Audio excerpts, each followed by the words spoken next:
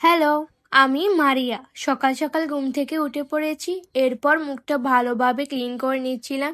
আমার মুখটা ধোয়া শেষ হওয়ার পর দেখি বাইরে কিছু বেড়াল ছাড়া দুষ্টামি করছিল।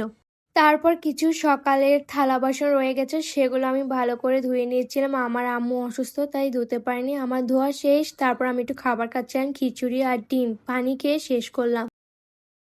তারপর দুপুরে একটু হালকা খাবার খেয়েছিলাম, দই, পেঁপে আর সবেদা। খাওয়া শেষ করে আমি গোসল করতে চলে গেলাম। গোসল করে এসে নামাজটা পড়ে নিয়েছিলাম। নামাজটা পড়া শেষ করে আমি দুপুরের খাবার খেয়ে নিয়েছিলাম। আর বিকেলবেলা সন্ধ্যাবেলার জন্য ভাপা পিঠা বানানো হচ্ছিল।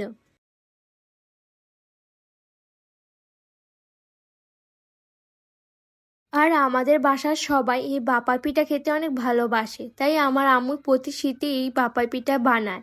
আর অলরেডি আমার ভাপা পিঠা হয়ে গেছে, খেতে অনেক মজা হয়েছে, অনেক দারুণ। পেট ভরে খেয়ে নিয়েছিলাম। তাহলে আজ আসি, চলো, টাটা।